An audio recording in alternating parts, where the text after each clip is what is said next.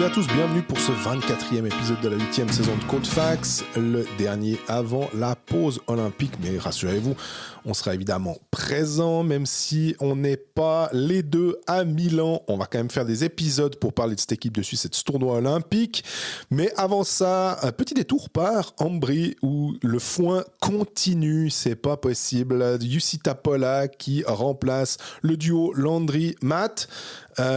Qui aura un impact évidemment sur les clubs romans, puisque les clubs romans vont rencontrer Ambri dans les matchs qui restent.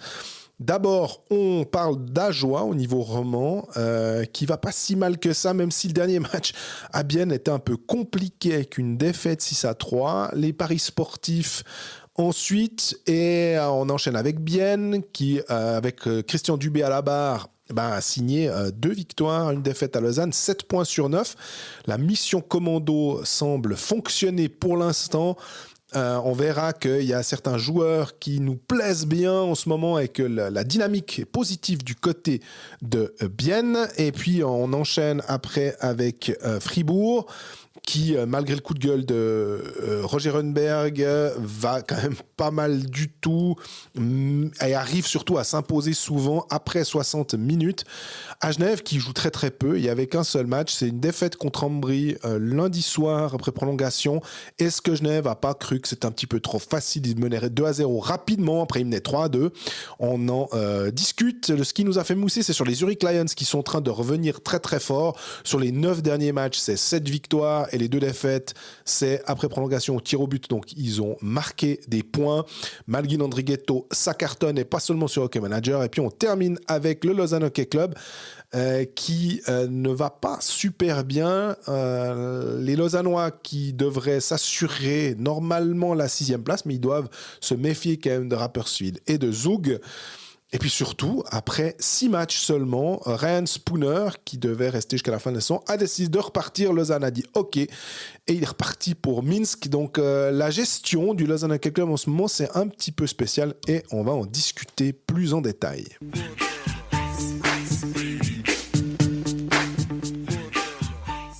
Salut Greg. Salut Jean-Fred, comment ça va? Ça va bien, puis toi? Impeccable, merci. Dernier épisode, on va dire en présentiel, parce que dès la semaine prochaine, on sera sur la route de Milan, pas de Memphis en l'occurrence, mais de Milan, pour toi, sur la route encore, et moi je serai déjà. Non, tu seras aussi déjà arrivé mercredi prochain. Oui, je pars mardi. Donc, dernier épisode en présentiel, mais ça continuera quand même pendant les Jeux Olympiques. Tu vas te charger comme un mulet et prendre les micros avec. Exactement. Enfin, le micro. Le micro, en l'occurrence, ouais, et la console de mixage, on va dire ça comme ça. Mais on continuera, on parlera de l'équipe de Suisse, on refera un épisode quand même sur le week-end, enfin le prochain épisode va être mixte j'imagine, vu que les Jeux Olympiques ça commence certes assez vite, on sera sur place pour le début des épreuves, mais le hockey il y a encore un petit peu de temps avant d'y arriver. C'est quoi le 12, le premier match des hommes, hein? Exactement, les filles commencent une semaine avant. Mais nous, on a encore pas mal de boulot de ce côté-ci des Alpes. Pas vraiment des Alpes, parce qu'il y a... J'allais dire du Gothard. Justement, j'allais dire, en revenant un tout petit peu de Milan, on fait une petite étape du côté d'Ambri, parce que j'en parlais déjà la semaine passée, que c'était un peu le cirque, soyons fous, à Ambri. Mais ça a encore pris de l'ampleur cette semaine, vu qu'on a appris à 23h34 que le duo Eric Landry, René Matt était licencié et qu'à la place, c'est Jussi Tapola. On reviendra sur l'arrivée de Tapola un peu plus tard, mais déjà, c'est le départ du duo. Après un week-end, pas un week-end vu que c'est lundi-mardi, mais 2 jours en goguette en Suisse romande, on les envoie au charbon à Genève, à Fribourg. Ambri fait 2 bons matchs, ramène une victoire de Genève, 2 points, passe pas loin de la victoire parce qu'il menait 3-2 en toute fin de match contre Fribourg-Gotteron. De ce match-là, on en parlera un petit peu plus tard, évidemment. Ramène 1 point, défaite en prolong. 3 points sur ces 2 matchs, pas loin de gagner. À Fribourg, ils sont meilleurs que Gotteron globalement sur l'ensemble du match. Début de match compliqué, mais après sur les 2e tiers. Voilà. Et derrière, tu dis quoi? On les licencie. Il y aurait eu 10 000 bons moments dans la saison pour te dire, on fait autre chose. Mais pas après les bons matchs. Mais le problème, comme on dit une fois par mois environ à Colfax, timing is everything. Et là, le timing est extraordinaire. Donc, tu paumes à 22h15 à Fribourg et à 23h30, tu as déjà décidé de licencier tes coachs, trouver le remplaçant et envoyer le communiqué de presse. Alors, soit dans les bureaux d'Ambri, ils sont sacrément efficaces. Ouais. soit ils les ont envoyés au casse-pipe en Suisse romande en se disant de toute façon ils vont se prendre 2 tôles contre 2 bonnes équipes, on aura bien raison de les licencier derrière. Et puis, Avant le derby. Et avant le derby contre Lugano jeudi, on fait une sorte de petit choc psychologique pour tenter de... Voilà. Mais si Fribourg ne revient pas, ou si Ambry, un coin flip en prolongation, gagne aussi à Fribourg, tu licencies Landry et Matt après 2 victoires à l'extérieur. Contre 2 bonnes équipes, tu disais. Contre 2 équipes de haut de tableau. C'est insensé. Donc, avant ces matchs-là, le successeur est déjà en place, ou déjà ils se sont déjà entendus avec le successeur. Ils attendent juste... C'est quoi l'ambiance quand Ambry perd après prolongation dans les bureaux d'Ambry Piotta à Fribourg? Ils disent ouf, ouf, on a perdu, c'est ça. Ouais, concrètement. Dans l'absolu, je pense bien. C'est tellement what the fuck la façon dont c'est fait. Ça. Puis déjà, on a l'impression que c'est l'image de cette saison. Où il y a eu cette conférence de presse avec le Lombardi face à Duca Cereda. Tu nous as planté un couteau dans le dos, t'es un traître. Il y avait des rumeurs, t'as vu des entraîneurs à la place, tu nous as rien dit. Puis après, tout d'un coup, on laisse le club aux assistants, ce qui pouvait être assez logique, en disant, vous connaissez le club de l'intérieur, on va pas aller chercher quelqu'un à l'extérieur, mais là, on va chercher quelqu'un à l'extérieur, finlandais, qui a été licencié quelques semaines plus tôt par un autre club National League parce que les résultats n'étaient pas ceux qu'ils attendaient. Vraiment, c'est n'importe quoi. C'est Ambry. Si t'as compris Ambry, c'est qu'on t'a mal expliqué. T'aimes bien utiliser cette image. C'est totalement ça. Ouais, je ne pige pas. Non, c'est du début à la fin, c'est n'importe quoi pour l'instant. Après, ça veut pas dire qu'Ambry va être relégué, le club va être dissous. On est bien d'accord. Faut pas peindre le diable sur la muraille non plus. Par contre, la situation d'Ambry actuellement est pas bonne. 13e, 1 point de retard sur Cloton. Il reste 8 matchs avant la fin de saison. 4 défaites en 5 matchs. Certes, 2 bons matchs là, mais ce genre de décision peut avoir vraiment un impact négatif aussi. On parlera de choc psychologique positif un peu plus tard. Ça peut aussi encore mettre un coup sur la tête de tout le monde. Moi, je suis pas complètement convaincu que les Tierney, Di Domenico et compagnie soient contents de voir un Finlandais débarquer. Formenton, joli. On a les ceux que t'as sciés, c'est 4 Nord-Américains. Hein. Exactement. Et Tapola, il a pas laissé une impression de liberté offensive et de créativité à toute épreuve. Je peux imaginer que le Di Domenico, il va trouver ça très rigolo de jouer le Schablonen hockey, comme dirait notre ami Klaus Zaug, le hockey des chablons, comme il traduit ça en français, un hockey strict, on va dire, sous Jussi Tapola. Je pense que ça peut être assez rigolo à voir l'évolution de ça. Et il y a quand même encore un petit détail, on va dire un détail. Il change avant la pause olympique, très bien, ça te donne 3 semaines pour travailler. Actuellement, Jussi Tapola est dans le staff finlandais pour les Jeux Olympiques de Milan.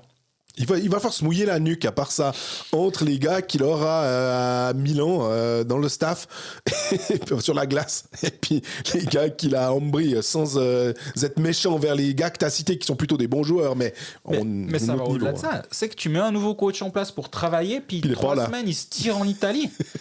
Alors, j'ai essayé de me renseigner si, du coup, peut-être que, vu cette nouvelle assermentation, on va dire, est-ce qu'il allait être remplacé dans le staff de la Finlande? J'ai pas la réponse. Ouais. Il se peut que Tapola reste à Ambry pour travailler avec sa nouvelle équipe. Ce serait pas illogique qu'un Ville Peltonen parte faire l'assistant avec et Tilkanen, les 2 assistants de Genève, partent faire les assistants avec la Finlande alors que Genève va bien ou tout roule. Ouais, tu l'entends, disons. Mais là, c'est un petit peu plus surprenant, surtout qu'il débarque pour faire le pompier. Mais là, le pompier, il est en train de faire la pause alors qu'il y a l'incendie. Du coup, je comprends pas vraiment. On verra ce qui se passe. Mais en tout cas, cette saison d'Ambry Piotta est un régal à suivre de l'extérieur. Au-delà du fait que, malheureusement, dans le club, il y a des gens qui sont en train de se dire on va où avec cette équipe. Il y a des gens qui sont, je sais pas si des postes de travail sont en danger, mais il y a quand même un club qui va pas bien. Il y a des gens qui doivent souffrir aussi à l'interne. Mais actuellement, le directoire, c'est une catastrophe. Conseil d'administration, pas navigue à vue. Andreas Fischer, je sais pas, être pompier, là c'est le pompier pyromane. On l'a vu ce qu'il a fait dans le département de l'arbitrage, ça s'est pas bien passé avec lui. Là, il est en train d'arriver avec ses méthodes de cow-boy, ça se passe pas très bien non plus. On sait qu'il y a Lars Weibel qui va reprendre comme directeur sportif. Non, Ambry, on n'a pas fini d'en rigoler, mais je te propose qu'on revienne de ce côté-ci des Alpes pour la suite de cet épisode.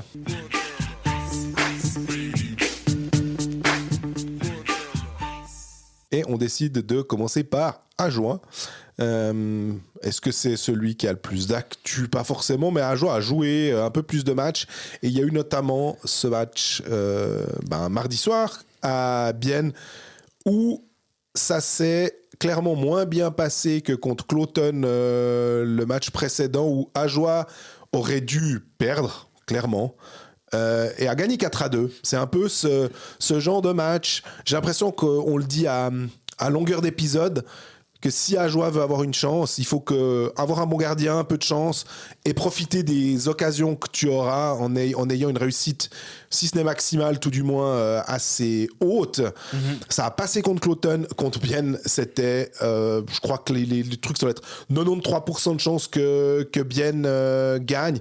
On a vu des braquages de ce type-là par le passé, par certaines équipes. Mais là, c'était clairement... la marche était trop haute pour Ajoie sur ce derby. Ouais, petite statistique marrante. Ajoie gagne plus de points à l'extérieur qu'à domicile. Depuis le début de saison, Ajoie est à 0,91 points par match, ce qui fait d'Ajoie la 11e équipe de National League à l'extérieur. Et à domicile, c'est 0,81, ce qui fait d'Ajoie la pire équipe de National League et d'assez loin. Je trouve ça assez... étrange comme statistique, on va dire. Oui, Ajoie, c'est 4 victoires en 6 matchs quand même. Mais effectivement, cette rencontre à Bienne, on va dire que le barrage a sauté à un moment. Il y avait quand même 2-1. Tu dis, on ne sait jamais trop dans quel sens. Mais le 3-1 de Bienne a un peu cassé les jambes du HCA et derrière, c'était un peu compliqué. Ça ne doit pas effacer le fait qu'Ajoie s'est imposé en prolongation à Langnau, s'est imposé à la maison contre Cloton. Et on sait, Ajoie va terminer 14e, sauf... panique absolue du côté d'Ambry. On n'est pas loin, on vient de le dire. Mais il y a 10 points d'écart. Il reste 7 matchs pour Ajoie. Il en reste 8 pour Ambry ou Cloton. Vu que Cloton n'est pas loin, il y a respectivement 10 et 11 points d'écart. On le sait, Ajoie va terminer dernier. Ça fait un moment qu'on le dit. Oui. Par contre, actuellement, Ajoie remonte petit à petit. Sa moyenne de points est en train d'augmenter. Il y a quand même du positif du côté d'Ajoie. Nettinen marque pas mal de buts actuellement. Et de points aussi. Et c'est assez satisfaisant de le voir efficace dans cette équipe sans Turkulainen. C'est ça. Parce qu'on parlait tout le temps du duo. Mais là, Nettinen, c'est quand même 17 buts en 36 matchs et 31 points. Donc, il est en train de talonner Onka pour le casque de meilleur compteur du HCR. Onka a 33 points. Et mine de rien, si tu fais un peu le bilan actuellement, t'as un Kien Sopa qui a 18 points quand même. On parlait avant la saison de qui seront les Suisses qui vont être capables de step up cette saison et d'épauler les étrangers. Il y a lui, il y a un Kylian Motet qui a une quinzaine de points. On était en droit d'en attendre un petit peu plus de lui. Je pense que moi, je l'imaginais plutôt vers les 25-30 points avant la saison. Il y est pas tout à fait, il y est pas du tout, mais il y est, voilà. Mais par contre, qu'un Sopa soit en train d'éclore avec 7 buts quand même, c'est son record en carrière à ce niveau-là de la compétition. À seulement 25 ans, il a encore une ou deux années il a encore une ou deux années où il est en progression, on va dire. Il a encore peut-être pas atteint son pic.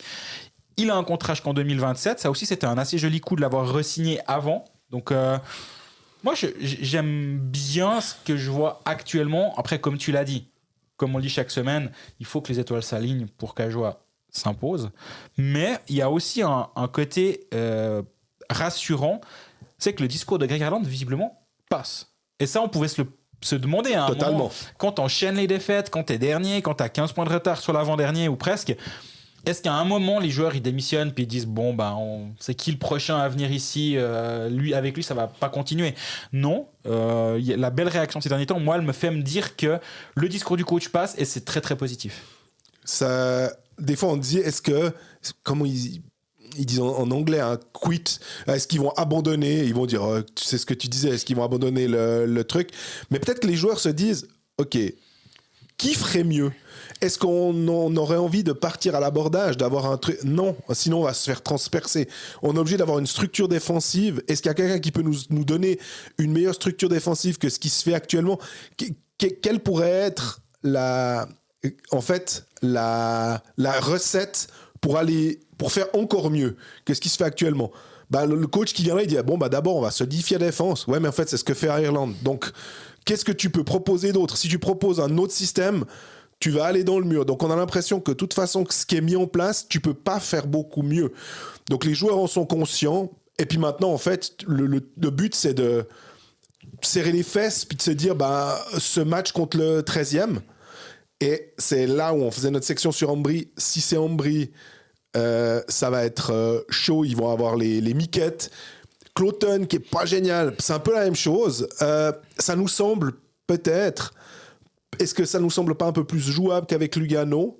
Même si Lugano, il y avait un peu cette espèce d'immense épée de Damoclès quand ils étaient menés, où tu te disais, c'était quoi, 2-0, puis dans le match, on est passé à 1 minute d'un 3-0, et ça s'est pas fait. Là, je me dis que ça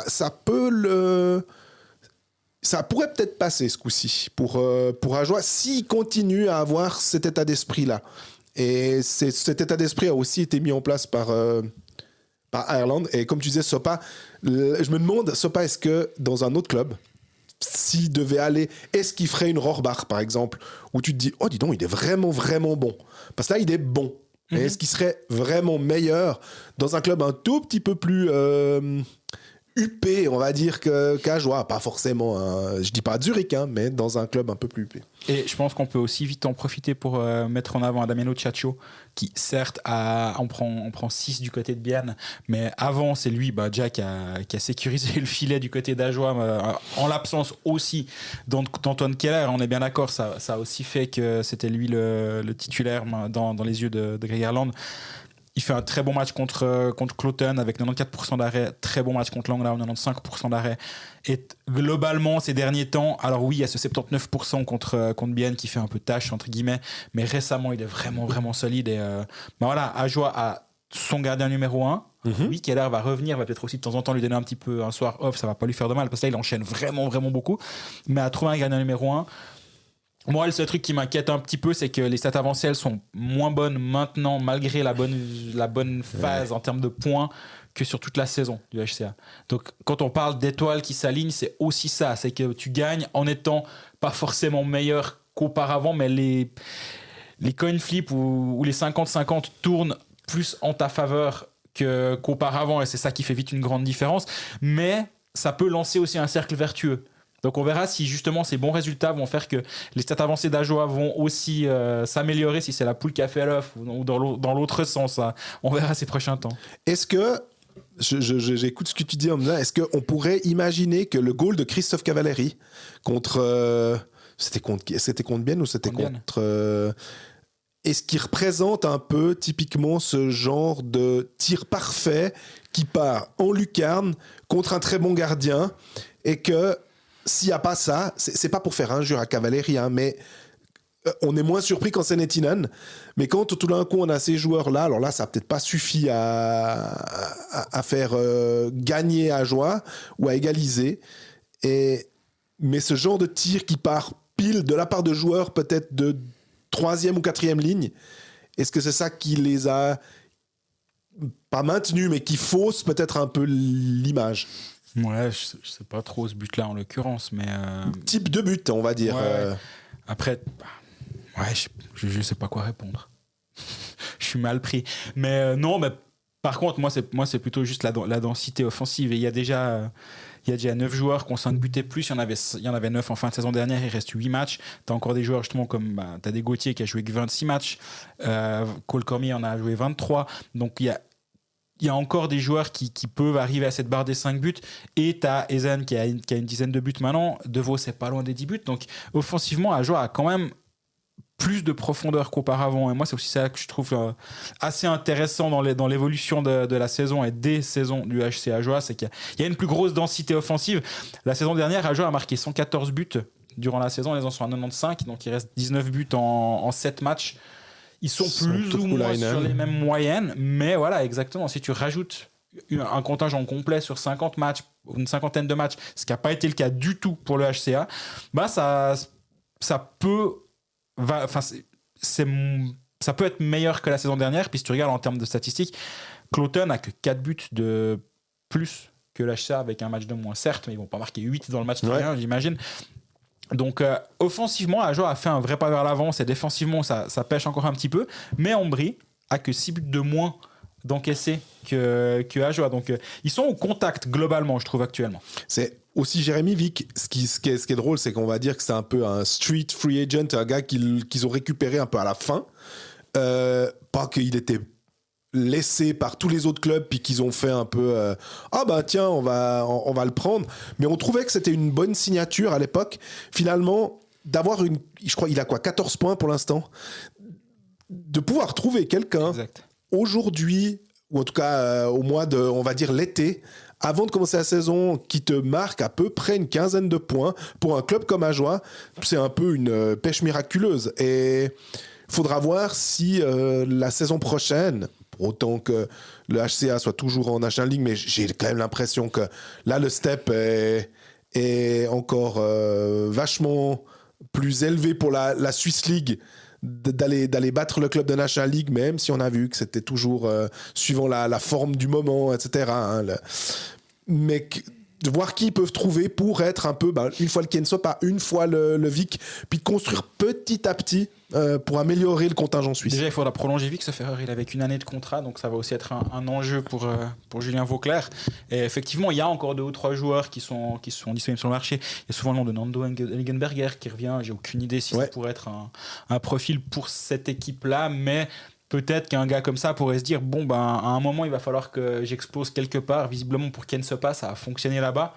Pourquoi pas les ramener en 2 Suisses allemands du côté de Porrentruy Swiss League peut-être. Est-ce que je me suis demandé aussi si tout d'un coup un joueur de Swiss League, vu qu'on a vu que Lausanne allait se servir avec Ruexager, est-ce que tout d'un coup Ajoie tente un gars comme ça et que ça clique parce qu'il y a des gens qui viennent plus tard et on en a vu quelques-uns et pourquoi pas. Si t'es Leonardo Fourer, est-ce qu'à un moment tu te dis pas mais il a 32 ans. Ouais. 56 points en 44 matchs. Un club comme Ajoie peut lui donner un contrat de 2 ans, même à 32 ans, et il connaît la maison pour y avoir déjà joué 2 saisons par le passé.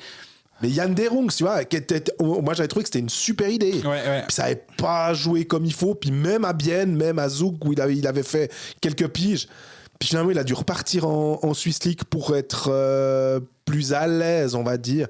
Est-ce qu'un Dominique Bignas, qui peut-être maintenant avec Gauthieron, je sais pas, je me dis qu'avec l'arrivée de Reber, avec l'arrivée future de Taibel, avec les jeunes, il y a peut-être 1 ou 2 joueurs là. Bon, Bignas, c'est plus sous contrat à Fribourg. Ouais.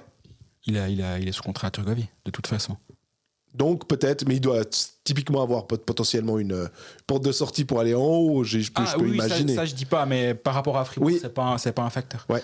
Mais par contre, tu peux réfléchir à d'autres options, genre un William Edlund que Fribourg prête à Turgovie. Est-ce que Fribourg dira, bon, de toute façon, en haut, nous, il y a plus moyen d'avoir du temps de jeu pour ce joueur, mais on aimerait qu'il fasse quand même un step vers la National League gentiment.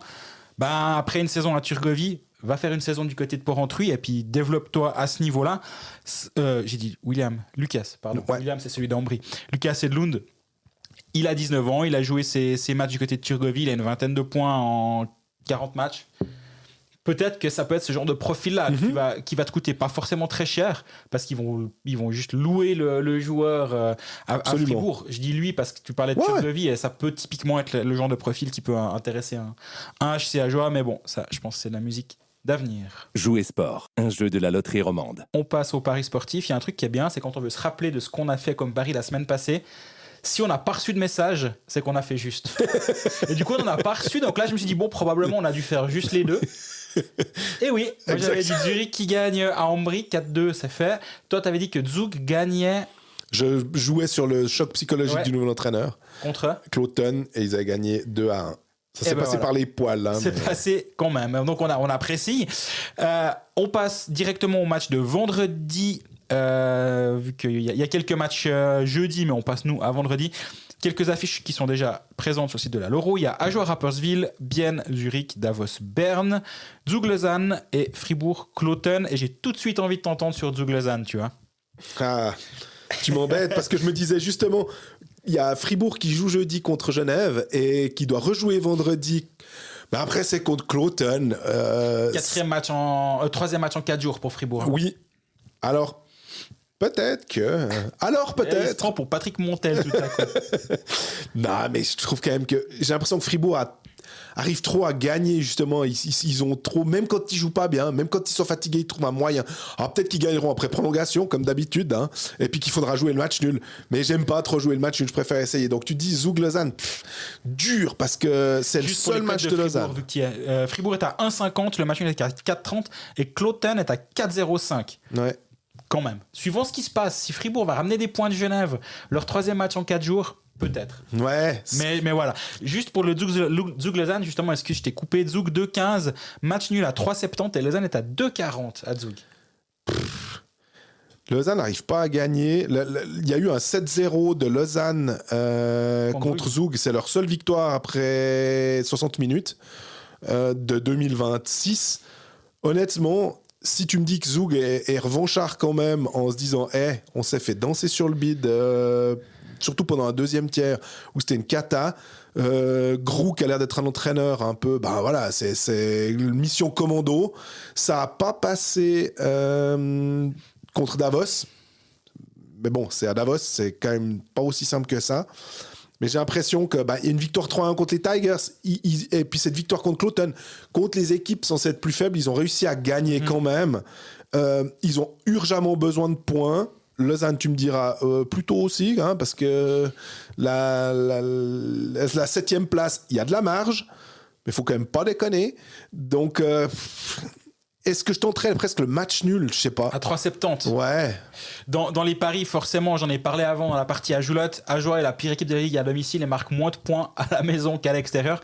Donc peut-être les fans d'Ajoie doivent se remettre en question sur la qualité de leur soutien. J'en sais rien, non, je rigole évidemment.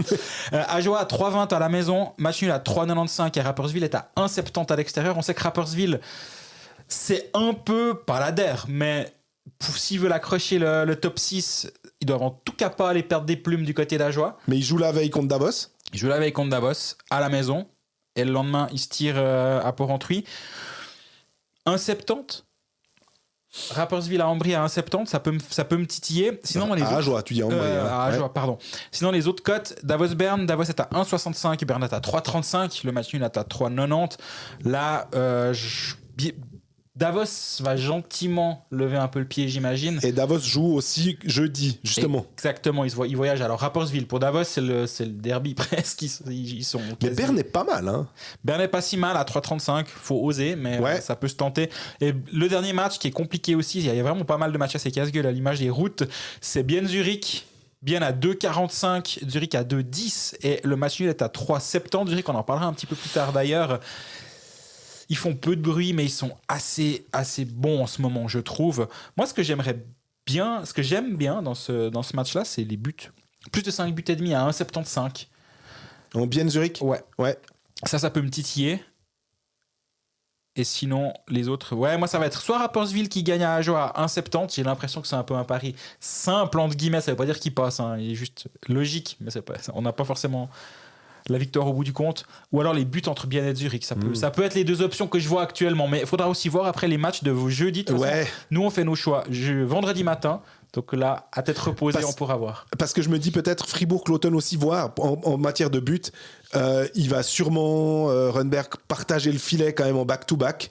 Est-ce qu'il donne le match de Béra à Béra contre Genève?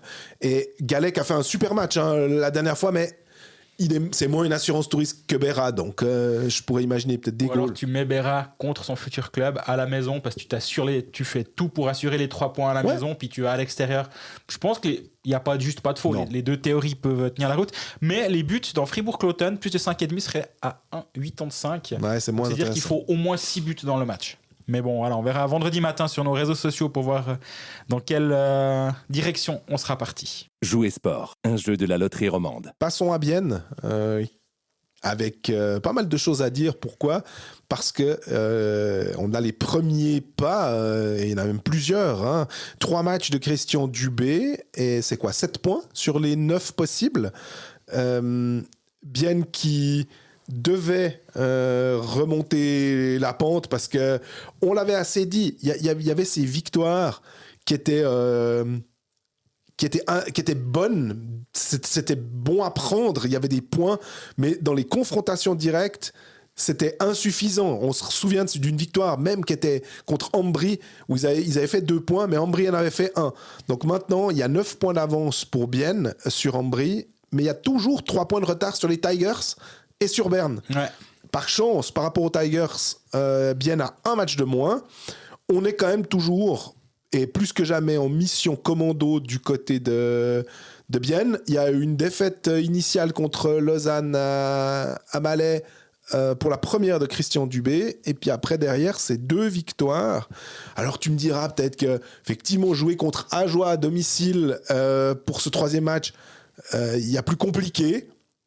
Il faut quand même le faire, et surtout bien à dominer largement son adversaire, puis on a l'impression que on retrouve un petit peu des choses. Tout n'est pas parfait, mais on a un Marc Sévère qui est intéressant, on a un Dionisio qui s'affirme. On en parlera de Dionisio juste après. Hein, on a Rayala qui remarque aussi des buts, ce qui n'était plus arrivé depuis un bout. Hein. Il avait tellement commencé fort sa saison.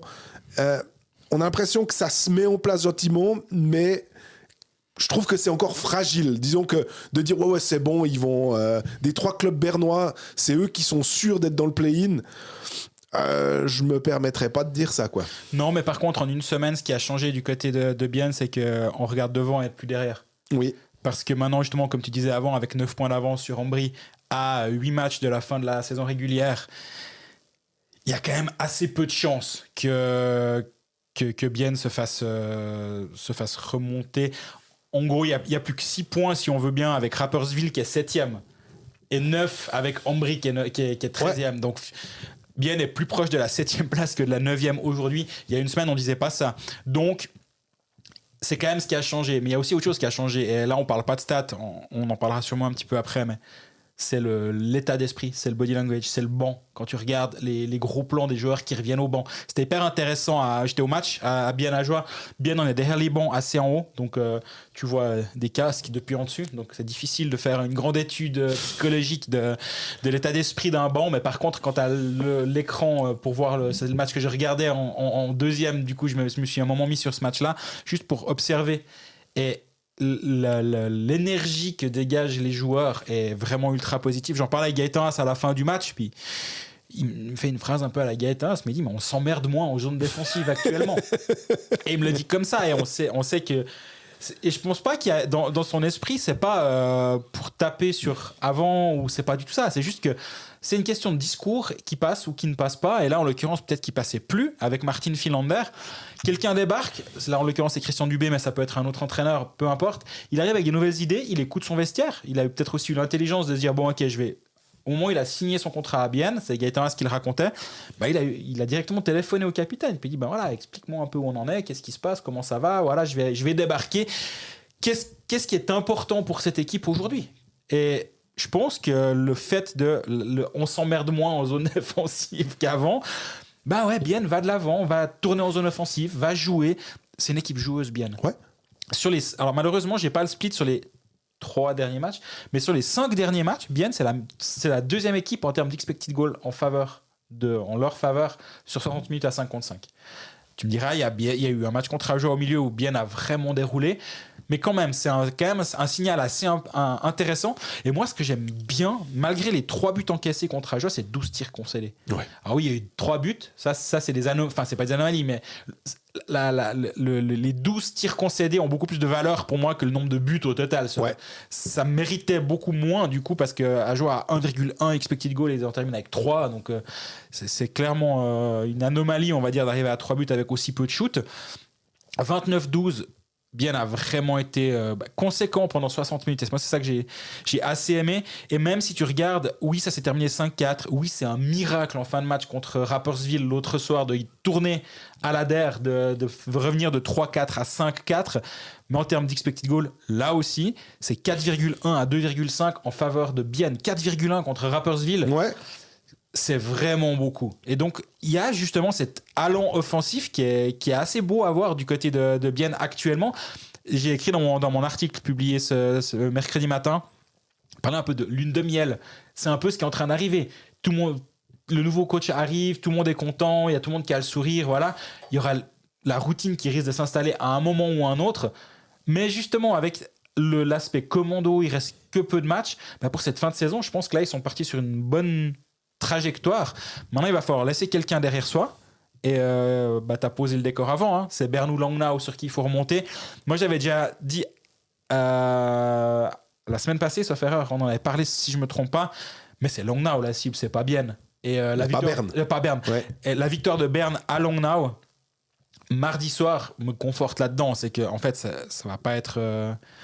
Mais ça va pas être simple. Ça va pas être simple, mais Bienne a un match de moins que Langnau et 3 points de retard. Donc virtuellement, Bienne est sur les talons de Langnau. Et il y a un Bienne Langnau à la 51e journée de championnat le 7 mars. Donc je sais pas ce que tu fais ce soir-là, mais je t'invite à venir à Bienne pour ce match-là. Ça pourrait être très intéressant. Je vais sans doute le regarder, ça c'est clair. Je serai sans doute pas sur place, parce que je crois que je suis en vacances. Mais par contre... Scandale. Ouais, on rentre des JO, mon gars. On n'est pas comme toi qui va après ficher le camp dans toutes les patinoires de Suisse. Dès le surlendemain des Jeux Olympiques, ça repart. À part ça, je sais pas si on s'était rendu compte. Et à mon avis, les Willy Vogtländ, ils ne se sont pas dit que la Suisse allait en finale des Jeux Olympiques. Parce que si la France est en finale des Jeux Olympiques, Ajo, elle fait pas les malins. Parce que 2 jours après, ils jouent de nouveau. Hein. Voilà. Mais ça recommence le 24 quand même. Et je tiens quand même à signaler que tous les romans jouent au cul du monde 2 jours après la fin des Jeux Olympiques. Et ça, c'est quand même pas bien sympa pour les journalistes qui doivent suivre les clubs romans. Je me plains pas. Non. Je constate qu'on aurait préféré avoir un Lausanne-Ambry qu'un Ambry-Lausanne à suivre 2 jours après la finale à Milan. Mais maintenant, tu m'as presque... J'en étais sur ce Bienne Langnau du 7 mars. Oui, mais il y a un match... Voilà, tu demandais... Mais j'ai aussi vu qu'il y a un plus près de nous. Et juste avant les JO, si je dis pas de bêtises, on a un Cloten-Bienne ce dimanche. Tout à fait. Hein, donc... C'est un week-end zurichois pour Bienne, avec la réception de Zurich. On disait, mais ce match-là, finalement, c'est pas le match le plus important. Par contre, le match contre Cloten, je pense que t'as le droit de perdre contre Zurich. Il faut pas se dire, ah ouais, super, alors après 3 matchs et 7 points, voilà, on perd contre Zurich, c'est pas grave. Par contre, le match contre Cloten, il est beaucoup plus important, selon moi. Largement. Mais c'est vrai que le calendrier biennois, il est pas simple. 3 matchs à la maison, 5 à l'extérieur. Bienne et Kata à l'extérieur, donc ça c'est déjà pas une bonne nouvelle. Après, il y a un nouveau coach, il y a un nouvel élan, donc ça peut changer bien des choses. Mais calendrier difficile, déplacement à Lugano, déplacement à Davos, déplacement à Genève. Dans les matchs à la maison, tu as réception de Zurich, de Zug, et il y a ce match à 6 points contre Langnau. Donc il reste pas mal de boulot. Ça veut pas dire qu'aujourd'hui Bienne est assuré de se qualifier pour le play-in, vraiment pas. Mais par contre, il y a un signe de vie du côté de Bienne, et c'était vraiment pas le cas il y a plus d'une semaine. Donc en peu de temps, tu peux quand même changer bien des choses. Maintenant, si tu regardes les projections d'Analyse Data pour la fin de saison, c'est les chances de Bienne de terminer entre 7 et 10 sont à 56% actuellement. Ok, c'est pas mal. C'est à la lutte, et Berne est à 91%, donc Analyse Data est assez d'accord avec nous, on va dire, mais 56% 7 à 10, c'est plus d'une chance sur 2. La 10e place 24%, la 11e place 35%, c'est clairement un peu là au milieu que Bienne va terminer. Actuellement, la place la plus probable reste 11e, aussi en raison du calendrier à venir pour le HC Bienne. Maintenant, ces projections, elles sont difficiles cette année pour plusieurs raisons. Déjà, il y a pas mal de clubs qui changent de coach dans cette gonfle-là. Oui. Zug vient de changer, Bienne vient de changer. Est-ce que vraiment tu peux utiliser le passé proche pour projeter sur l'avenir alors qu'il y a un changement aussi radical derrière le banc? C'est compliqué. Je dis pas qu'ils ont tort de le faire. Les projections sont justes. Mais ça change quand même pas mal de choses. Et il y a aussi l'aspect 3 semaines de pause. Et il va falloir relancer la machine. Qui va travailler comment?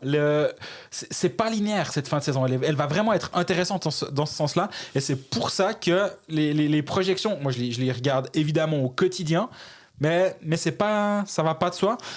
Et si on regarde aussi les calendriers, Langnau termine par 4 matchs à la maison sur 7 et 3 sur les 4 derniers, c'est à la maison. Ouais.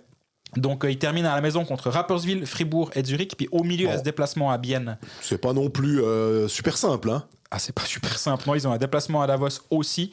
Réception d'Ambry ce samedi, un Ambry Piotta qui va aussi être en mode commando avec un match à 6 points. Passionnante la fin de saison des Biennois et des deux clubs, enfin des clubs bernois au sens large. Une petite info, Miros Reed aussi a prolongé son séjour du côté de Bienne.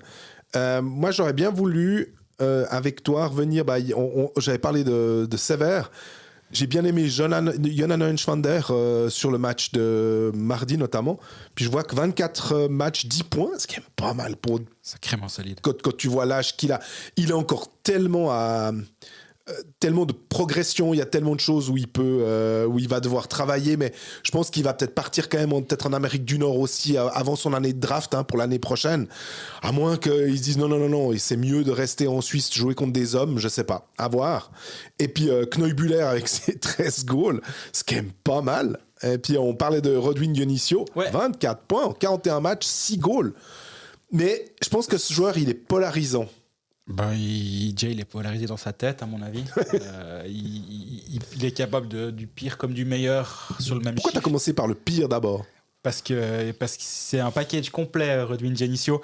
Je pense que le plan de carrière de Yannick Redgeb doit être celui de Rodwin Dionisio. Avec quelqu'un qui est capable d'être offensivement très intéressant, qui peut produire du jeu, produire des points, qui a un bon shoot, qui a une bonne capacité à bouger le puck à la ligne bleue. C'est vraiment ses énormes qualités. Mais tu as l'impression qu'il a commencé à jouer au hockey organisé il y a 3 semaines. Et le problème, c'est que suivre un plan de match, c'est difficile pour lui. Et c'est là où je pense que ça prendra du temps pour le cadrer, le canaliser. Mais c'est alors vraiment l'expression du diamant brut à polir, mais c'est vraiment ça. Et moi, je suis convaincu qu'il a un potentiel immense. Mais ouais, alors, c'est pas nous. Il a été quand même drafté. Il a été drafté, mais un club qui l'a drafté haut l'a renvoyé en HL, ça, c'est pas un problème. Oui. Et l'a renvoyé en ECHL, et c'est pour ça qu'il est revenu en Europe. Ça, c'est plus un problème. 5e tour, pardon. Je croyais qu'il a été un poil plus haut. Oui, mais c'est surtout qu'en fait, il avait fait d'excellentes saisons juniors aussi, où on se disait, ah ouais, quand même, on voyait vraiment le potentiel à un moment. Ah complètement. Offensivement, il a une saison à 20 buts en OHL en 44 matchs. C'est vraiment énorme. Il est défenseur, on rappelle. En tant que défenseur, ouais. Mais voilà, il y a toujours un peu cette expression en anglaise qui dit il a tous les outils, mais il n'a pas la boîte à outils. Mm-hmm. Lui, il a tous les outils. Et maintenant, la question, ça va être est-ce qu'il va être capable d'en faire quelque chose, qu'il va être capable de les utiliser correctement. Et je pense que d'être canalisé, alors là en l'occurrence c'est à Christian Dubé de le faire, mais là sur la glace c'est Robin Grossman qui avait été mis à côté de lui. Pour le pré-match de Dubé, Grossman avait été mis avec Ulström. Et maintenant ils ont changé, maintenant c'est Buren qui joue avec Ulström et Grossman avec Dionisio. J'aime bien ça. Ce mix-là est intéressant. Oui. Il y a vraiment l'aspect mentorat d'un Robin Grossman qui est un peu le papa du vestiaire, on va dire ça comme ça. Et Dionisio, il pourrait être son fils, en vrai. Absolument. Oui. Et du coup, j'aime bien l'idée de dire on a un défenseur très défensif, l'autre il peut se permettre 2-3 choses, mais il y a des moments où il va tenter des choses trop difficiles. Alors quand ça va passer, on va se lever de notre siège puis dire oh yeah, mon Dieu, il est incroyable. Mais le problème c'est que 2 fois sur 3 ça va partir en contre-attaque et il y aura une grosse occasion de but. Donc s'il arrive un tout petit peu à polir son jeu et à avoir un petit peu moins de déchets, à jouer un peu plus simple, de temps en temps accepter en fait de... Il y a Beat Forster aussi dans le staff. Je me dis, si avec Forster et Grossman, il y a bien des types avec qui tu peux progresser qui peuvent t'expliquer un peu comment te tenir en National League. Je pense que c'est 2 super mentors, comme tu disais. Mais oui, par contre, 24 points en 41 matchs. Offensivement, pour Hockey Manager, c'est un joueur parfait. J'espère que tu l'as aussi. Oui. C'est un joueur qui est parfait, il fait son point tout le temps. Et là, moi j'ai trouvé, alors le match contre Rapperswil, c'était effectivement catastrophique.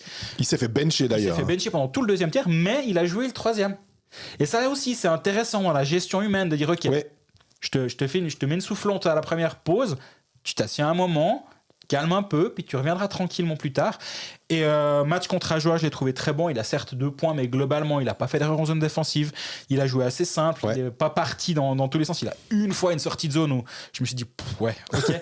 Mais je pense que si s'il simplifie son jeu, il y a vraiment un upside énorme pour ce joueur. Et c'est pas, comme tu dis, c'est pas nous qui l'avons découvert, hein, mais à 21 ans, avec son gabarit, tu dis, il y a aucune raison qu'il ne fasse pas une belle carrière, que ce soit en Suisse ou à l'étranger. Ouais. Il a déjà goûté à l'Amérique du Nord, visiblement ça lui fait pas peur d'aller là-bas, hein. En plus il est binational, donc je pense que ça, peut-être qu'il aura un goût de reviens-y là-bas, et peut-être que les clubs voient ça et se disent bon, nous on y croit en fait, l'aspect un peu deuxième draft. Oui. À 21 ans tu dis non mais il était drafté par Anaheim on veut plus, très bien, nous on prend une chance sur lui. Et à 21 ans on a l'impression qu'il y a moyen d'en faire quelque chose. Moi, ce qu'on me disait aussi, c'était entre les deux oreilles, il faut être un peu plus mature. C'est que la vie de Rodwin Dionisio était pas forcément hyper simple et que ça se traduisait finalement d'une certaine manière sur la glace. Et ça m'a fait sourire aussi quand tu disais que il a appris le hockey structuré il y a 3 semaines. Ça allait un peu avec ça, c'est-à-dire que le talent pour partir sur un rush, il avait marqué un magnifique goal à Berra là. Alors bien s'est incliné 6-1, mais c'était magnifique ce qu'il a réussi à faire. Tu te dis ah ouais.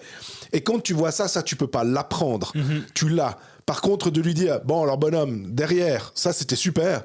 Maintenant tu nous as coûté 3 goals. Alors le ratio c'est 1 but marqué, 3 encaissés. T'es pas tout seul sur la glace sur les 3 goals encaissés, mais disons que si tu pouvais faire un petit peu plus attention, ça va être mieux, etc. Et pour l'équipe de Suisse aussi, hein, on sait qu'il a été pris par Patrick Fischer. On verra comment Yann Cadieux entend prolonger après, suivant. Il faudra des joueurs comme ça. Mais à l'heure actuelle, tu pars pas avec Rodney Dionisio au mondial. Je veux dire, si tu peux sur une des 3 paires défensives. Ou alors, il faut vraiment être sûr que tu lui mets, je sais pas qui à côté, Siegenthaler, pour être sûr que tu peux couvrir si jamais il y a un souci. Oh, ou tu joues à 3 défenseurs. Ouais. tu mets un libéro encore. C'est le 2-1-2 revisité par Greg. Au moment où on écrit, il y a mon collègue Stéphane Roth, qui est un de nos auditeurs réguliers, qui a écrit un article sur Jonas Nusvander à paraître, où il dit qu'à 16 ans, il a pulvérisé le record de nombre de points pour un joueur à cet âge-ci en National League. Ouais. Le record d'avant, le record était détenu par Valentin Nussbaumer. Ah, ok. Avec 6 points. Et il en a déjà près du 5 goals en assist, je dirais, un truc comme ça. Je peux pas dire, mais donc, intéressant, vu qu'on en parlait juste avant, je me suis dit qu'on pouvait terminer sur ça.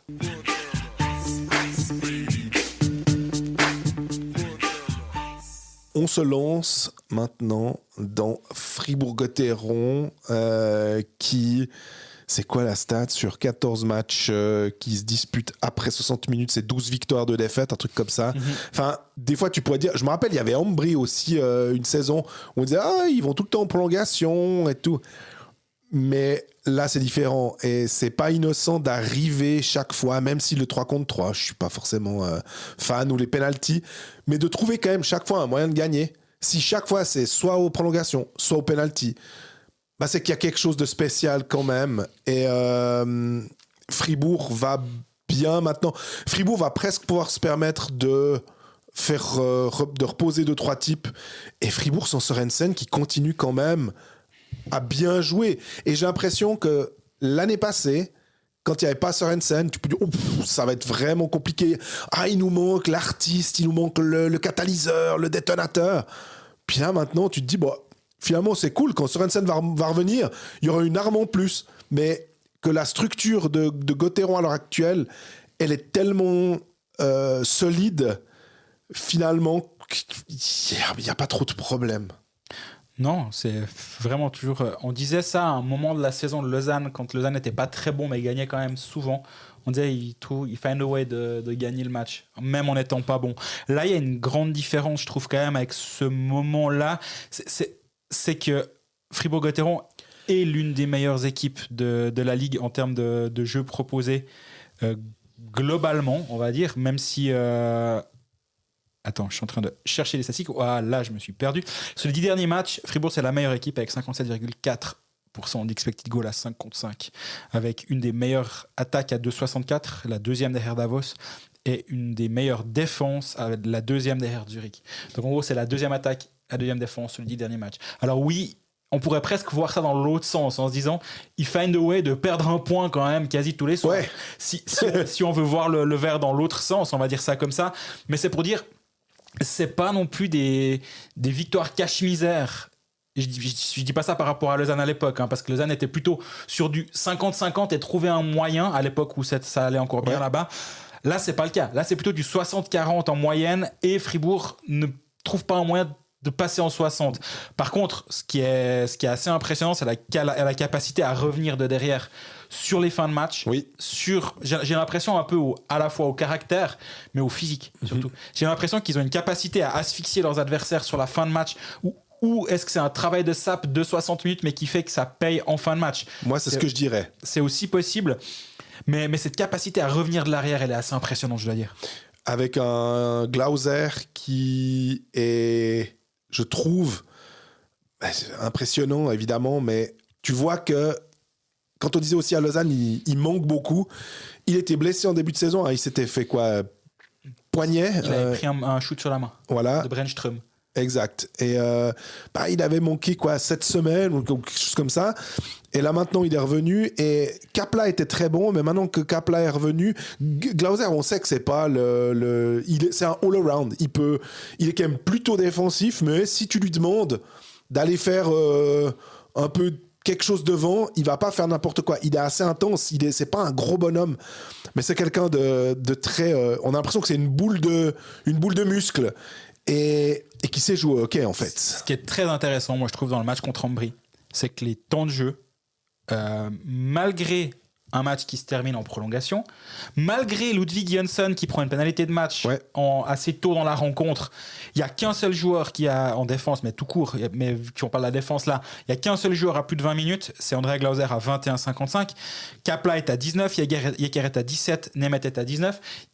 Du coup, Jönsson est à 5, donc il y a une dizaine de minutes de Jönsson qui ont été données ailleurs. Qui ont dû être dispatchés ailleurs. Mais malgré ça, il n'y a pas d'autres joueurs en dessus des 20 minutes, à part André Glauser. Et on parlait de l'impact physique que Fribourg est capable d'avoir sur 3 tiers-temps et sur 60 minutes. C'est aussi lié au fait que Biasca, 14 minutes, Borgström, 16 minutes, Berchi, 16 minutes. Et ces 3 joueurs, et pourtant Borgström a 2 minutes de box-play, Berchi également. Mais malgré ça, ils sont capables de jouer sur 4 lignes actuellement avec le contingent. C'est ce qui a manqué à Fribourg par le passé, je pense.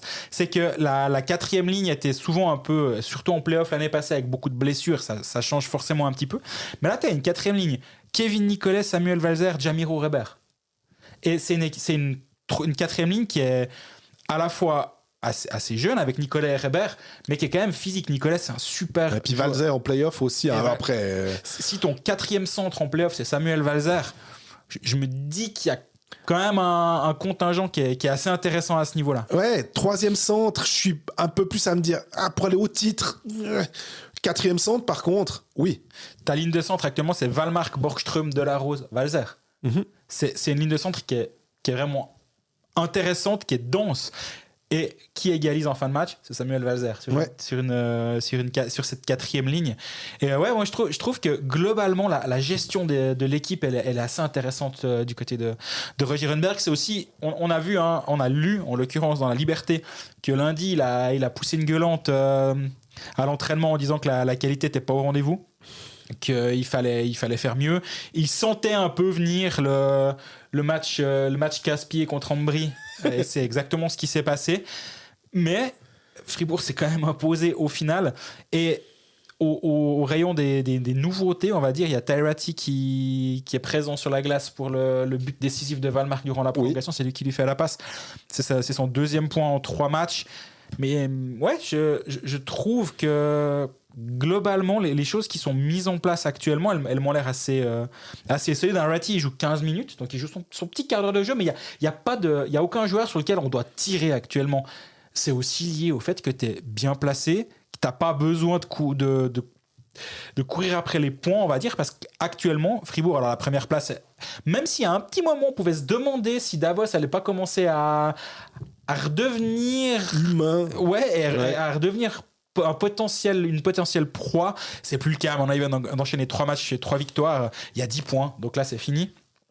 Par contre, Fribourg a fait un tout petit peu a créé un petit écart sur Lugano, 5 points, sur Genève 6 points et Zurich également. Donc Fribourg maintenant, la deuxième place est à eux et c'est à eux de la perdre, disons. Ils ont de bonnes probabilités. Je parlais avant de celle de NLS Data, c'est 70% de probabilité de Fribourg-Gotteron terminer deuxième actuellement. Pourquoi seulement 70 ? Parce qu'il y a quand même un petit 11% de première place. Donc ça fait 81% de chance d'être premier ou deuxième et après 13 pour être troisième. Troisième, au passage, tu es assez sûr que tu vas jouer Lausanne en quart de finale, parce que je vois mal Lausanne et tomber et remonter. Je pense que Lausanne est un peu d'ailleurs, c'est 75% de chance de finir 6e pour le LHC actuellement. Donc, est-ce que Fribourg veut plutôt jouer un Lausanne 6 que d'aller se taper l'équipe qui gagne le premier play-in ? Ça, c'est de la musique d'avenir. Ouais. Pas sûr d'être deuxième. Moi, je pense que c'est plus intéressant de jouer contre le play-in. Simplement, c'est plus intéressant d'être deuxième. En gros, plutôt que de te dire, oh non, on va reculer pour être 3. Puis en plus, je pense, aucune chance que dans une équipe professionnelle. Non, mais ça, t'as l'impression que alors ça fait un peu pas café du commerce, mais cette réflexion-là, tu pourrais typiquement l'entendre dans les coursives d'une patinoire en disant, je suis sûr qu'ils veulent finir 3e pour. Je suis sûr qu'ils veulent perdre exprès pour. Puis quand tu parles avec les joueurs, jamais de la vie. Ils vont faire leur truc. S'ils gagnent pas, s'ils perdent, puis qu'ils se retrouvent finalement 3 ou 2 ou 4 ou peu importe, ce sera par des circonstances, mais jamais par la volonté de... Hein. Bien entendu. Deuxième, ça te garantit aussi, en cas évidemment de qualification, il faut passer les quarts de finale, ça te garantit le match 1 de la demi-finale à la maison, ce qui n'est pas négligeable. On a vu l'année passée d'ailleurs que... Alors certes, Fribourg a gagné le match 7 à Berne, Par contre, la demi-finale, l'avantage de la glace contre Lausanne a eu une légère importance vu que le match 7 s'est passé à la Vaudoise Arena et que Fribourg n'a pas pu gagner là-bas. Mais ce que je voulais aussi, je crois qu'on l'a mis en lumière, mais c'est en revoyant le tableau en fait des compteurs. C'est si on prend les goals, parce que avec Fribourg, le problème c'est que Walmark a 25 matchs, 18 points. Sørensen, forcément, tu te dis 32 points. Ouais, mais en 32 matchs. Borgström, 39, 27. Mais d'ailleurs, ça me fait sourire de voir que Radgeb, il a 24 points. Tu parlais de Radgeb Dionisio. En fait, ils ont le même nombre de points. Ouais. C'est assez amusant. Alors, Dionisio, je crois, a 6 goals. Radgeb en a 5. Mais on a 15 buts pour Delarose, 13 pour Biasca, 11 pour Berchi, 10 Schmidt, 10 Kapla, 10 Sprunger, 8, 7. On va dire, ça fait quoi 1, 2, 3, 4, 5, 6, 7, 8, 9. 10 joueurs à plus de 7 goals. Plus que le fait d'avoir une quatrième ligne qui a de l'impact, c'est de voir que le danger... on disait, si Sørensen n'est pas là, qui c'est qui va remplacer et marquer les goals ? On a la réponse. Ouais. C'est comment on dit en anglais, by committee, en fait, par tous les autres, en fait, par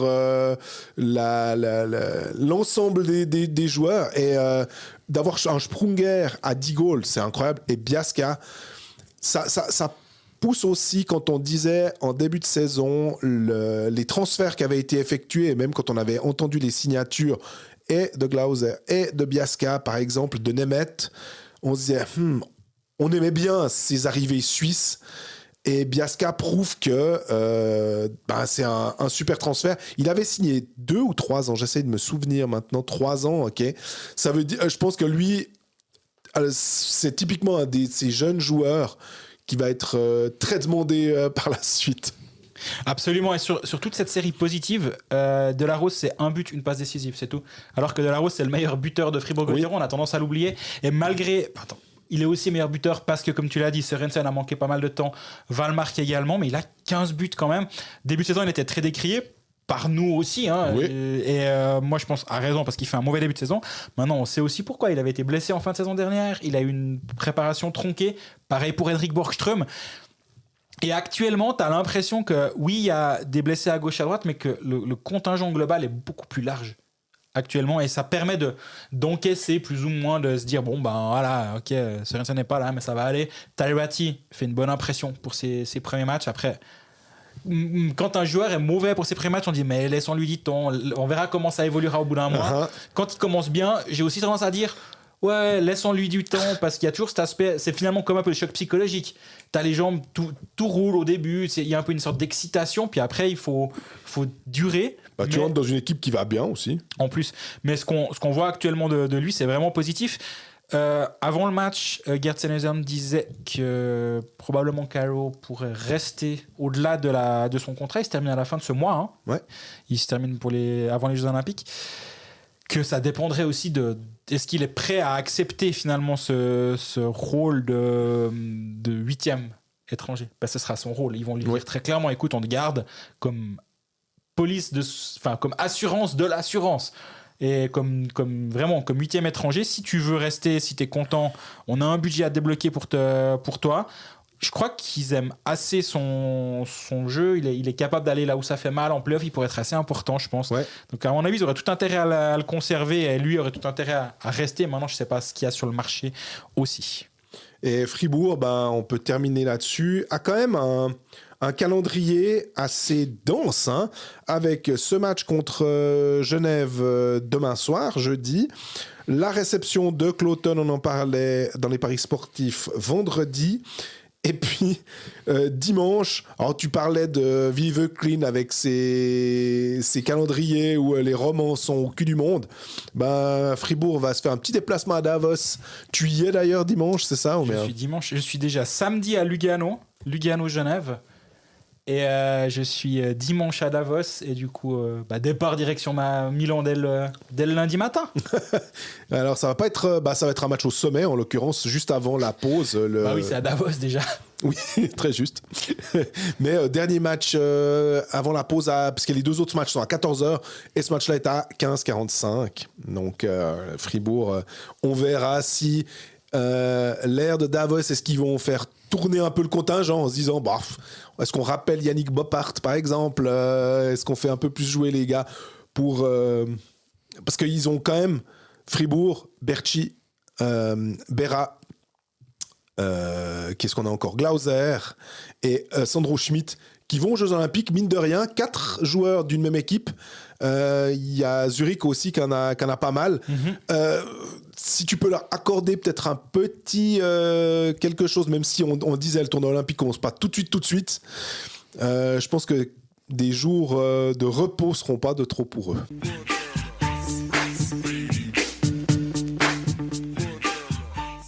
Parlons de Genève Servette qui reste. Qui joue pas. Voilà. C'est les intermittents de la National League actuellement.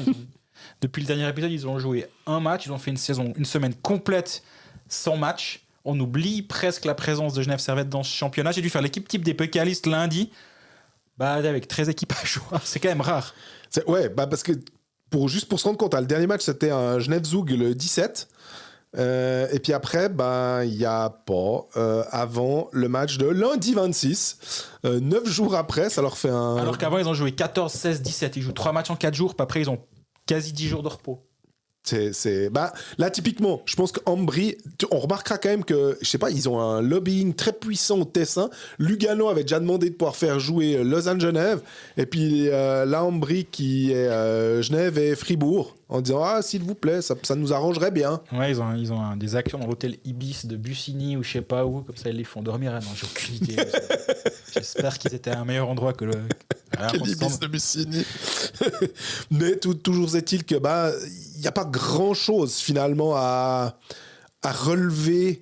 On va pas s'étendre pendant 20 minutes sur cette défaite contre Ambry, et puis on va pas faire 5 minutes de segment pour dire que Pugliarvi, il a le droit un peu de donner un coup de patte, un poil plus nerveux sur le 4-3 d'Ambry. Ouais, je pense qu'il se serait pas foulé à mettre un coup de patin en plus. Peltonen disait à la fin du match qu'il n'a pas utilisé le terme arrogance, mais il y a quand même un peu ça. On s'est vu un petit peu beau, un peu trop beau ces derniers temps. C'est pas une mauvaise défaite dans le sens où elle change pas grand chose. Il y a quand même un point en banque. Elle change pas grand chose. Quand tu es à la lutte avec tout le monde 3, 4, 5, mais dans l'image du moment avec cette équipe de Genève qui gagne beaucoup et qui gagne bien et qui joue bien, ça change pas grand chose. Disons si à la fin de la saison il te manque un point pour une meilleure place, tu te diras peut-être il y a 10 endroits où tu peux le trouver ce point. Oui. Mais c'est quand même un peu chenille. Maintenant, dans les circonstances d'une longue semaine sans match, c'est pas évident de relancer la machine aussi. Et j'entends que Genève a eu un petit peu de peine. Mais tu disais que Peltonen disait ça parce que aussi 24-59 Granlund 1-0, 26-40 Sarijärvi 2-0. T'es là, ouais, en moins de 2 minutes, tu marques ces buts-là, donc c'est clair que t'es un peu là. Ah, on joue contre des Léventins qui vont sans doute changer de coach. Nous, on le sait, hein, facile. Puis finalement, Ambry revient à 2-2 et Ruta qui marque le 3-2. Donc, il y a un peu ce côté. Ouais, ça va passer. Puis non, tu fais pas assez attention. Et on a Joly et Formenton qui sont assez impressionnants ces temps. Honnêtement, au-delà du fait qu'ils ont gagné en prolongation, je trouve que c'est comme s'ils s'étaient un peu retrouvés, les deux. Et au final, pour Genève, qu'est-ce que tu peux dire à part ça? Surtout qu'après, c'est quoi? Là, par contre, contre Fribourg, il va peut-être falloir faire un peu plus. Mm-hmm. Il va falloir en donner un peu plus. Je ne sais pas s'il faut une victoire statement de la part de Genève, mais tu sais déjà qu'alors, tu ne vas pas pouvoir te permettre le même laxisme face à Fribourg. Et puis après, tu as quoi? Tu as ce déplacement, tu disais, parce que tu y seras à Lugano, puis après, c'est fini. Donc, tu as ces 2 matchs-là pour boucler un peu le truc avant la pause. Moi, il y a quand même un truc qui m'intéresse dans ce match Genève-Ambry, au-delà du résultat final, c'est l'alignement. Parce que le centre de première ligne, c'était pas Sakari Manninen, c'était Markus Granlund qui est passé de l'aile au centre de Visi et Pulujärvi. Mm-hmm. Et Manninen a glissé en deuxième ligne au centre de Boson et Praplan. Et je trouve super intéressant parce que cette ligne Pulujärvi, Manninen, Granlund elle était fantastique. Elle marquait tous les buts de Genève ou presque avec le powerplay. Et là, Peltonen, il y a eu la maladie de Manninen il n'y a pas si longtemps. Oui. Est-ce que ça lui a fait se dire « Ah, mais finalement, il y a peut-être d'autres choses à aller chercher ?»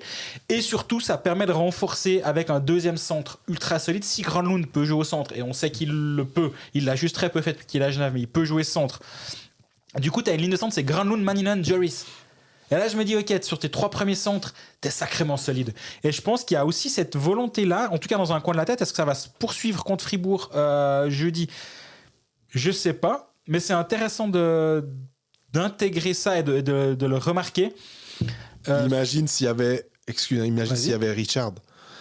Ça, là, tout d'un coup, on se dirait, ah ouais, encore plus intéressant, parce qu'il aurait un peu plus de façon de changer, de se dire, ah bah tiens, je peux remettre lui à l'aile, ou etc. Mais... T'as Luca Ischier qui va revenir, qui est revenu en l'occurrence, qui était 13e attaquant pour ce match contre Ambry. Mais au moins, il est de retour dans le contingent. On se rappelle c'est le 30 septembre qu'il avait joué son dernier match. Donc, il est réintégré tranquille. Mais lui aussi, il peut jouer centre, il peut jouer à l'aile, il peut faire les 2 positions. Je le vois plus à l'aile quand même, comme ça. Hein, je suis d'accord avec toi, mais il peut faire les 2. Pour l'instant, le centre de 4, c'est Verboen. Il n'y a rien à lui reprocher. Non. Akessen était surnuméraire. Du coup, maintenant, il a son passeport, mais il est surnuméraire. Donc, bon, bref. Ça prouve que, finalement... Une profondeur qui est très grande. Hein. Schneller, Akessen, surnuméraire. Tanner Richard, blessé. Brassard, oui, mais Brassard, il est étranger, donc c'est différent. Il y en a 6 sur la glace. Mais voilà, moi, je trouve que l'évolution intéressante, au-delà du score, c'est la séparation des 3 Finlandais pour mettre Visi en première ligne. Visi qui fait une bonne saison, hein, oui. Avec Granlund et Pulujärvi, et Manninen avec Boson et Praplan. Et je pense que Boson, il a fait un excellent début de saison, quand même. Oui. Par contre, ça fait quand même un petit moment. C'est pas extraordinaire. Il est à 11 buts, 5 passes décisives. Ça fait 16 points. Par contre, il fait une passe décisive contre Ambry, mais son dernier point avant, c'était le 29 novembre. 1 but. Après, il joue, ça fait quoi? Ça fait 3, 5, 7, 9, plus de 10 matchs avec 0 points. Ouais. Et donc, il y a eu ce début de saison assez bon où il marquait quand même pas mal de buts, très régulièrement en tout cas. Et là, il y a aussi, je pense, dans l'idée de Peltonen de relancer un Team Boson. Et je pense que c'est loin d'être une mauvaise idée d'avoir quelqu'un qui peut l'alimenter en puck comme Sakari Mannion, qui est un bon passeur, qui est un créateur de jeu. Et ce binôme-là m'intéresse et je serais très curieux de voir s'il est reconduit jeudi soir contre Fribourg-Gotteron. Mais tu sais, je me disais, Boson, en essayant de me rappeler de cette ligne avec Raffel et Jäger, qui marchait si bien finalement, et de se dire, qu'est-ce qu'on peut mettre dans ces moules-là? Jäger, très bon défensivement. Bon, Mannion, défensivement, ça va. Hein, il a un bon pédigré. Raffel, Praplan, peut-être pas. Et je me disais, est-ce que Visi, par exemple, sur une ligne comme ça, dans l'absolu, mais non, justement, Visi, il va très bien en première ligne. Donc, mais d'avoir un type qui a un peu cet impact-là, et je me dis que Visi, Raffel pourrait être... je sais pas s'ils sont similaires, mais donne grosse expérience et tout. Peut-être qu'il manque quelqu'un finalement du côté. Est-ce que c'est un Pouliot, mais un Pouliot à l'aile? Je crois qu'il préfère le voir jouer à l'aile. En l'état, et c'est d'ailleurs pas un hasard, il était centre avant, puis là du coup le fait d'avoir mis Granlund durant la maladie de Mannion fait qu'ils se sont dit mais peut-être qu'il y a Visi, Granlund, Pouliot, on est bien. Mannion là c'est bien, donc Pouliot peut être décalé un peu derrière, mais effectivement est-ce qu'un Juris avec un Boson pourrait être une sorte de duo assez complémentaire? Je dis pas que Jäger ressemble à Josh Jarvis, mais ça peut aussi être deux joueurs assez physiques qui ont de l'impact. Mais en tout cas, en l'état, c'est Boson, Mannion, Praplan, un créateur avec deux buteurs, un joueur assez physique. Est-ce que Boson est capable de se mettre au service de Praplan et Mannion dans cette ligne-là? J'imagine que oui, comme tu l'as dit, dans cette ligne avec Raffel et Jäger, elle était ultra complémentaire. En tout cas, ça va être intéressant de voir ça. Et moi, il y a quand même toujours un truc, c'est qu'à un moment, je me demande quand même si Noah Rudd va pas jouer ailleurs qu'en 4e ligne. Ouais. Parce que si tu cherches un joueur qui peut venir jouer le rôle de Michael Raffel, là aussi, c'est pas le même joueur. Non, mais alors, j'entends, t'as totalement raison. Ouais. Donc, du coup, tu fais Boson et Rudd sur les ailes avec un Juris, par exemple. Moi, cette ligne-là, j'aurais assez envie de l'avoir jouée. Totalement.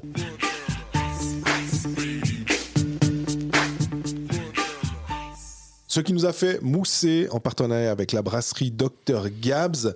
Cette semaine, on cherchait quelque chose qui nous avait fait bien mousser et on s'est dit finalement, Zurich nous plaît bien dans le sens où ça corrobore ce qu'on disait à un moment.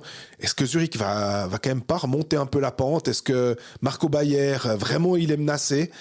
Et la défense, tu le disais plus tôt dans l'épisode, je crois que c'est les 10 derniers matchs, Zurich est l'équipe qui concède le moins, ou en tout cas qui est la plus solide défensivement. Et 9 derniers matchs, c'est 7 victoires, 2 défaites. Et les 2 défaites, c'est une défaite contre Berne en prolongation, puis une défaite contre Fribourg, où Zurich gagne quand même, ramasse quand même un point. Donc, Zurich va clairement beaucoup mieux.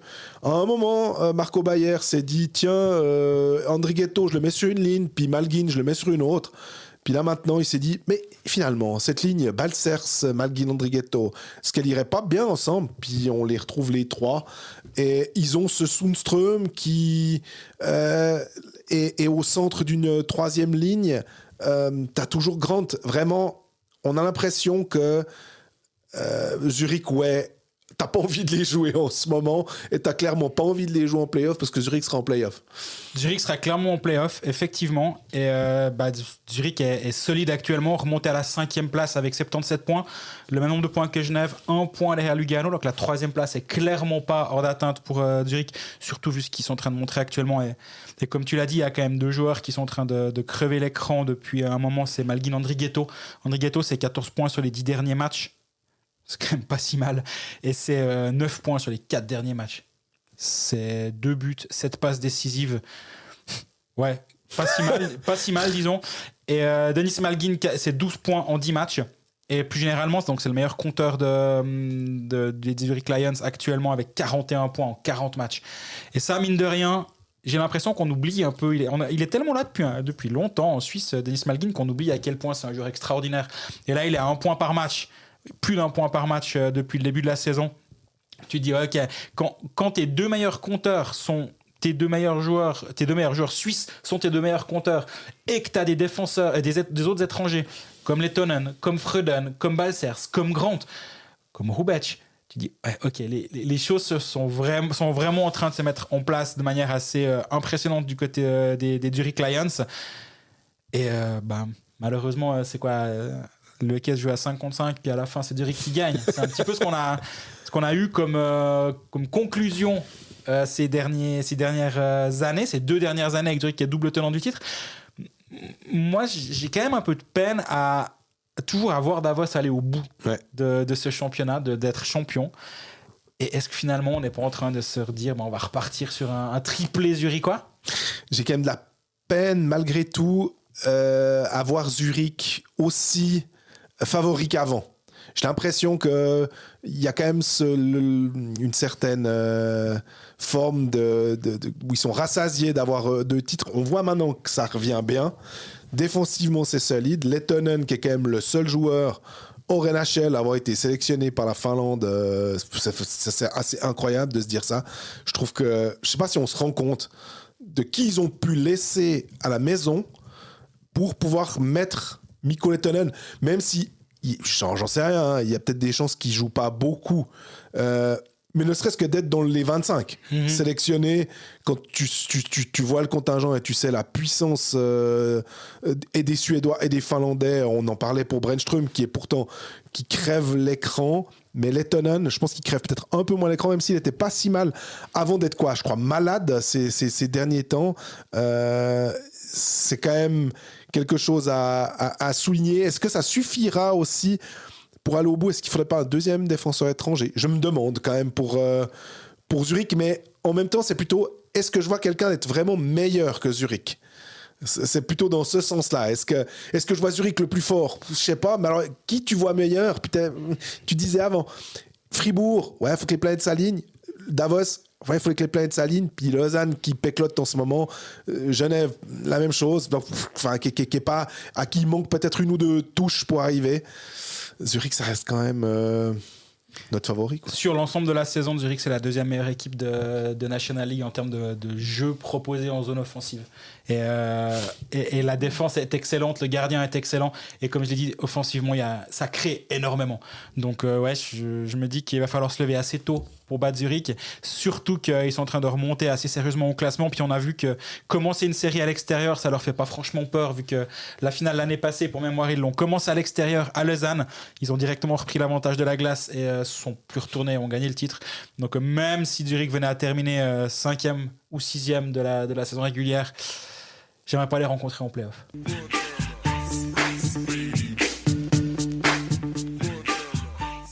Terminons cet épisode par le Lausanne Hockey Club. Tu disais Genève joue pas beaucoup. Lausanne, c'était pas non plus beaucoup de matchs. Hein.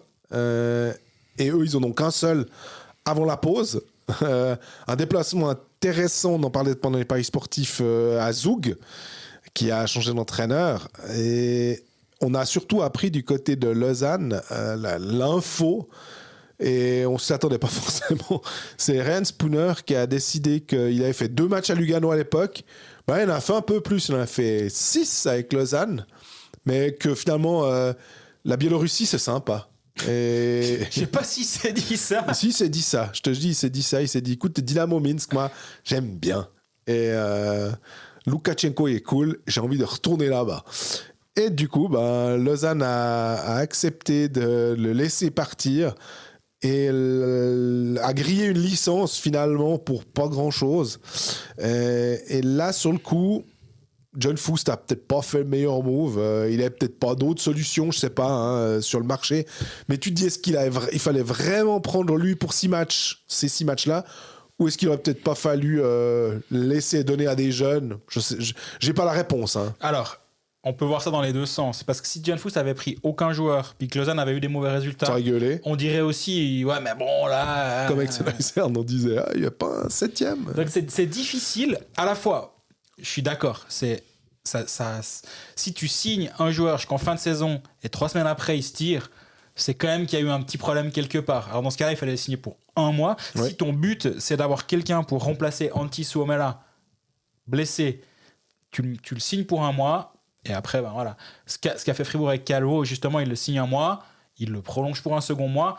Je pense qu'il il voulait quitter Shanghai, en l'occurrence Shanghai qui joue pas à Shanghai, mais voilà, il voulait quitter son équipe de KHL. Il joue à Moscou, c'est ça, hein, tu disais? Exact. Ouais. Il voulait quitter son équipe de KHL, donc pour un contrat d'1 mois en Suisse, je pense que surtout qu'il y avait la trade deadline en KHL, la date limite des signatures de joueurs en KHL, donc il se dit bon, ok, je peux aller faire 3-4 semaines à Lausanne. Derrière, je peux me réengager ailleurs en KHL si j'ai envie. Mais là, je trouve, ouais, ça fait un peu bizarre. L'aspect nombre de licences m'inquiète pas parce qu'ils en auront pas, ils vont pas manquer de licences. Je pense que là, à mon avis, le marché étant ce qu'il est, je suis pas persuadé que le Lausanne HC soit ultra pressé d'aller enrôler encore quelqu'un. Peut-être qu'ils vont prendre un joueur en assurance, mais en même temps. Est-ce qu'un Swiss League, ce serait pas plus mal, hein, d'aller prendre un des étrangers de Swiss League? C'est une très bonne question, je ne sais pas, mais effectivement, d'avoir une licence B à ce niveau-là, c'est peut-être pas bête. Toujours est-il que ouais, le départ après 3 semaines est un peu... Si tout se passe bien et que tu caracoles en tête, en plus, c'est au moment où les résultats sont pas bons, ouais. Ça commence un peu à grincer, le fond de jeu est pas terrible, et en plus, ça donne une sensation d'instabilité. J'ai l'impression que ça fait quand même plus de 2 ans qu'on n'avait pas du tout eu ça. Et totalement. Là, on se dit, ok, c'est étrange, disons. Ouais, puis surtout, à la rigueur, Spooner, s'il était venu, puis même en 6 matchs, je sais pas, il a un impact, un minimum d'impact. Mais là, on avait l'impression que c'est pas forcément un fantôme, mais il est un peu passé. Ces 6 matchs, on n'en gardera pas un souvenir, on dira pas « Ah oui, tu te rappelles cette action de Spooner Ah oui, tu te rappelles cette action de Cairo, tu disais avant. Ah oui, tu te rappelles cette action de Ratty ?» J'ai l'impression que Ratty, on se souvient déjà un petit peu plus de l'impact qu'il a. Peut-être aussi parce que Fribourg, on disait, va un peu mieux. Et Spooner, quand il vient, on s'attend à ce qu'il ait un impact immédiat. Ratty, finalement, s'il fait ce qu'a fait Cairo, on dira oh, bah, ça va, on verra en play-off. Là, Spooner, on se disait plutôt, dis donc, bonhomme, Lausanne va pas bien, parce que aussi, moi j'ai l'impression que il va pas cristalliser tous les mots actuels du Lausanne Hockey Club.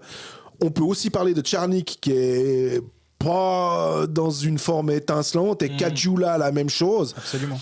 Et que eux, ils doivent avoir un peu plus de pression sur leurs épaules, parce qu'ils sont là tout le temps. Tandis que Spooner, c'était un peu bonus si tu réussis à faire quelque chose. Mais de la part d'un joueur professionnel qui vient comme ça, qui a un tout petit peu d'envie et puis comment dire, pas de la motivation, mais qui se dit, allez, je vais leur montrer aussi. On a l'impression qu'il n'a pas du tout eu ça. Et que c'est ça qui fait que, dans le contexte, on en attendait beaucoup. Et on est un peu déçu parce que de l'impact qu'il n'a pas eu. Ouais, je suis d'accord avec toi. Lausanne, depuis la semaine passée, qui a joué 2 matchs, une victoire après prolongation contre Bienne 2-1 sur un but de Jason Fuchs.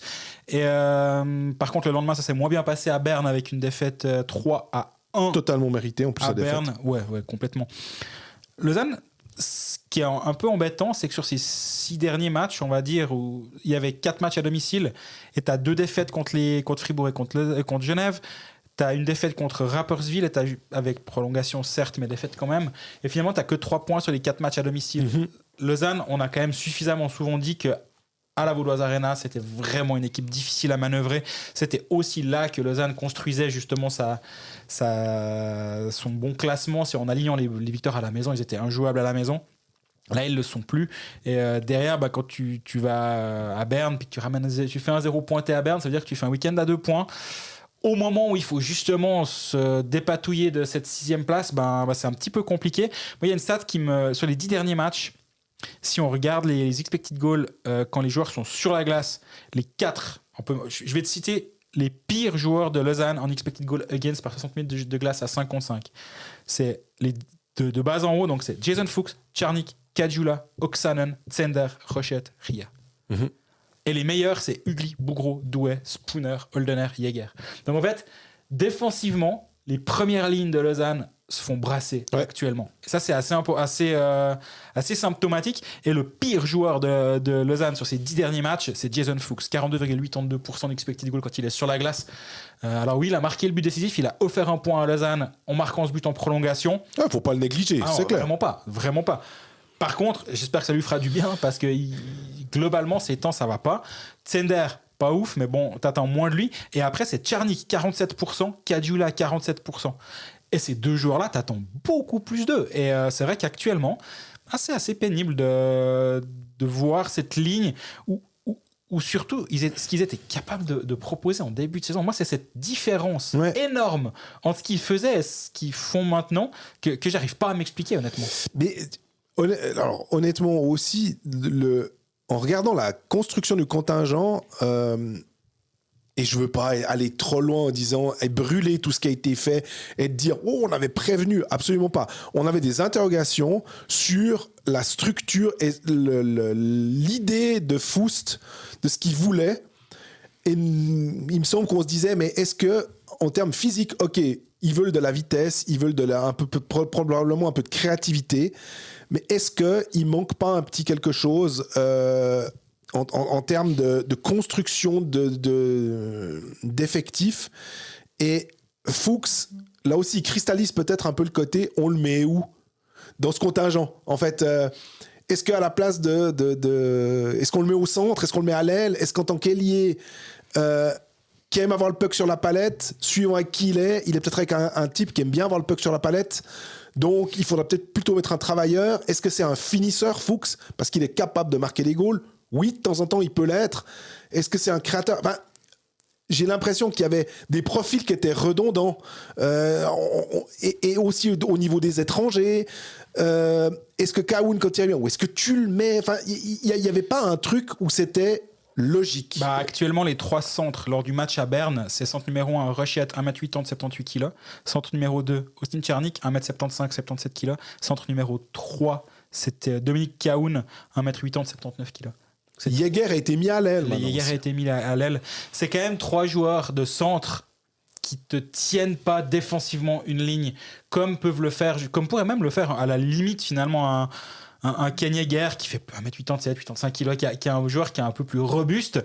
Les 3, comme tu dis, dans le même moule, ces 3-là, moi je trouve que c'est assez surprenant de voir ces 3 joueurs tenir le centre.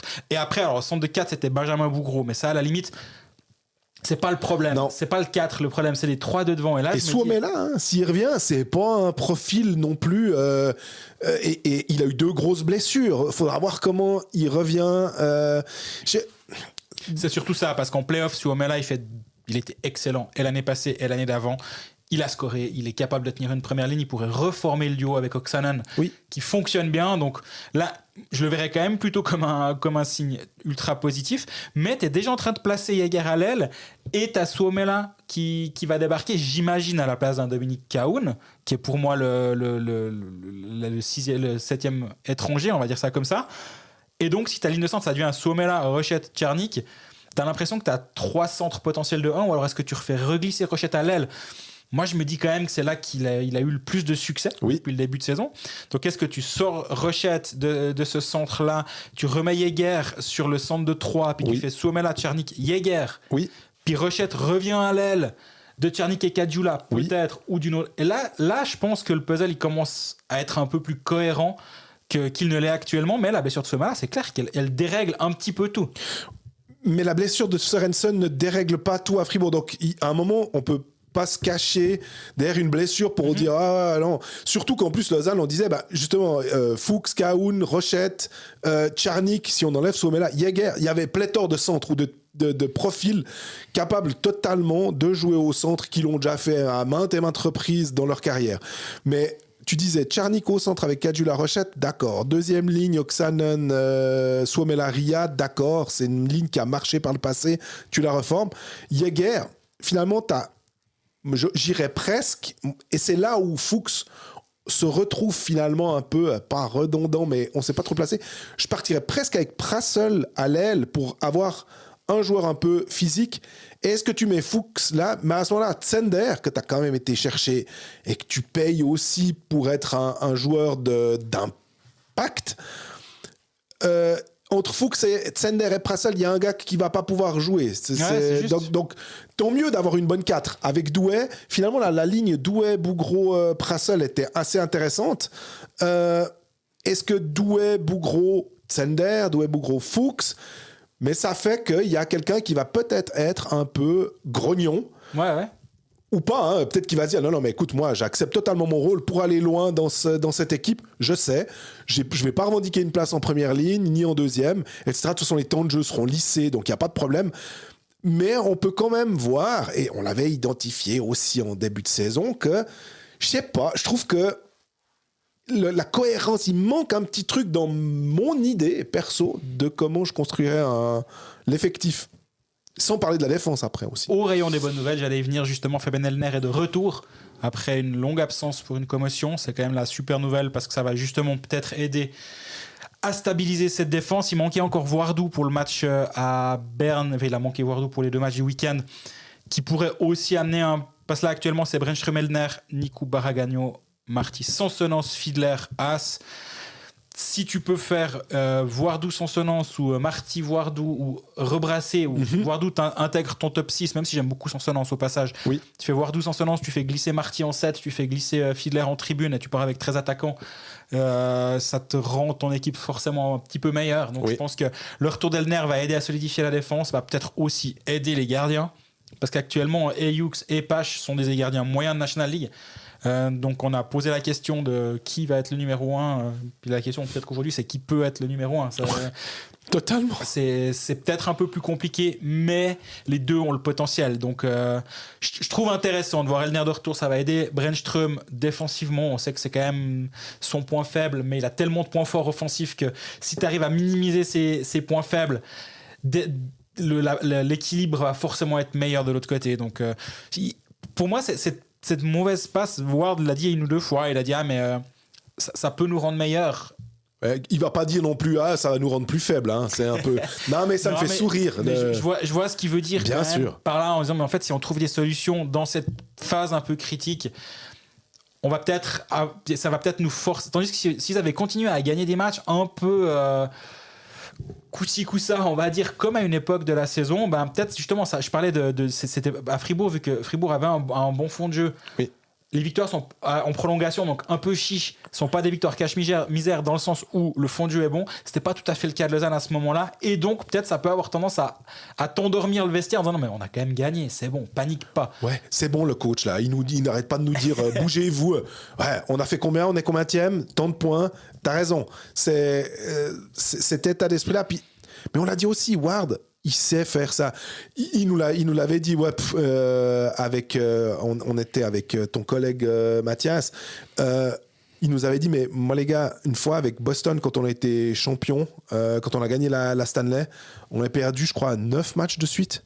On était quasiment des pires équipes de la ligue. Puis les gens étaient déjà à nous dire, bon, vous avez tradé qui à la... Faut faire un rebuild, quoi. Puis finalement, ils ont été à la Stanley. Donc, il a beaucoup trop vécu de choses pour se dire, sérieusement, là, ces victoires-là, un peu à la retirette ou ces défaites comme ça, c'est bon. Mais chaque histoire est différente.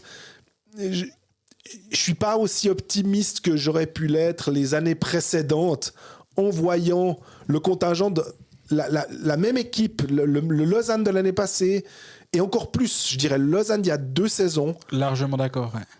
Aurait eu cette passe-là, on aurait été là, non, ça va le faire. Là, honnêtement, à l'heure actuelle, tu disais, la 6e place, 75% d'être 6e, donc de ne pas avoir l'avantage de la glace, de jouer contre un 3e qui peut être Fribourg, qui peut être Genève, qui peut être Lugano, qui peut être Zurich. C'est la question que tu dois te poser après. Tu vas devoir choisir un de ces 4-là, quoi. Bon, tu vas pas choisir. Non, bien sûr, mais tu vas devoir rencontrer un de ces 4-là. Tu préfères qui entre les 4-là, ouais. Ce qui est sûr, c'est que je sais pas qui tu préfères, mais est-ce que contre ces 4-là, t'es favori? En ce moment, non. Et t'as intérêt à, quitte à être, ok, 6e, c'est bon, mais les matchs qui vont venir après, là, et ça va être assez intense, comme pour tout le monde. Et ça, pour le coup, là, le calendrier sera assez réglo. T'as intérêt à récupérer et à montrer autre chose. En fait, ce sample des matchs-là qui viendront, c'est peut-être court, 6 ou 7 matchs qu'il y aura, te permettra de dire ok, on voit où Lausanne là maintenant ça va mieux, tu seras sur ton ordinateur, tu me diras alors les expected sur les dernières c'est comme ça, goal against c'est comme ça, on a vu une paire qui est meilleure, on a vu ça qui a été solidifié, on a vu des gardiens qui sont de nouveau bons, et peut-être qu'à ce moment-là avec cette image là qu'on aura, on pourra se dire que on est un peu plus confiant entre guillemets pour Lausanne au cas où ils vont en play-off. Ouais, Lausanne qui joue 4 matchs à l'extérieur pour terminer sur les 7 derniers, pas les 4 derniers, hein. 4 sur 7. Et comme on l'a dit avant, finalement, il y avait déjà eu ce match charnière contre Rapperswil. Si Lausanne gagnait à la maison contre Rapperswil, la course au top 6 était quasi terminée, dans le sens où Rapperswil aurait été largué. Là, c'est de nouveau le cas ce vendredi. Si Lausanne va gagner à Zug en 60 minutes, là, tu peux te dire, bon, Rapperswil, même indépendamment de ce qu'ils font, ça devrait suffire. Ce d'autant plus qu'il n'y a plus de Lausanne-Rapperswil, donc il n'y a pas de ces fameux matchs à 6 points. Ça veut dire que Lausanne peut potentiellement prendre 12 points d'avance sur Zug, malgré un match de plus. Là, on est bon. Par contre, en cas de défaite, ça veut dire que Zug reviendrait à 67 points, à 6 points de Lausanne, avec un match en moins. Et Lausanne a pas un calendrier très facile, je disais justement en fin de saison, parce qu'il y a déplacements à Zug, à Ambry, à Lugano, à Fribourg. C'est des déplacements difficiles, parce qu'Ambry, en théorie, tu as envie de te dire, bon, ça va, mais un Ambry avec un nouveau coach, un Ambry, le couteau entre les dents, donc c'est pas évident. Et les matchs à la maison, c'est Zurich, Davos, et un dernier contre Ajoie. Ça, c'est le dernier match qui pourrait... Ajoie est très bon à l'extérieur. Hein. Oui, est meilleur à l'extérieur qu'à la maison. Mais du coup, sur les 7 derniers matchs, c'est plus de matchs à l'extérieur. C'est des adversaires du top 6 globalement, entre Fribourg, Davos, Zurich, Lugano. Ouais. C'est 4 adversaires du top 6 sur les 7 derniers matchs. C'est une confrontation directe contre Zug, un Ambry qui vient de changer de coach.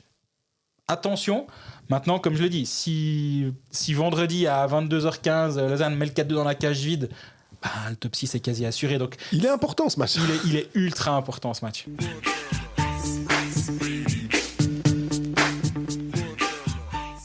On est au terme de cet épisode numéro 24 de la saison 8 de Colfax. Merci à tous pour votre fidélité. C'est toujours un plaisir d'être présent chaque semaine. On va continuer durant les Jeux Olympiques. On verra comment on va faire. On ne s'est pas encore vraiment organisé. Mais semaine prochaine, épisode normal, mercredi 17h. On fera un bilan de National League à la pause olympique. On se projettera déjà un tout petit peu, mais pas trop non plus sur les JO, parce qu'on aura le temps de voir venir. D'ici là, n'hésitez pas à nous poser toutes vos questions. On n'en a pas pris cette semaine parce qu'on avait tellement de trucs à dire. Peut-être qu'on en aura un petit peu moins ces prochains temps. Donc, on vous demandera peut-être même sur nos réseaux des questions s'il y en a. Merci aux personnes qui prennent le temps de nous écrire, de nous dire bonjour dans les différentes patinoires. C'est toujours un plaisir. Et d'ici la semaine prochaine, profitez bien de ces derniers matchs et à bientôt. À bientôt.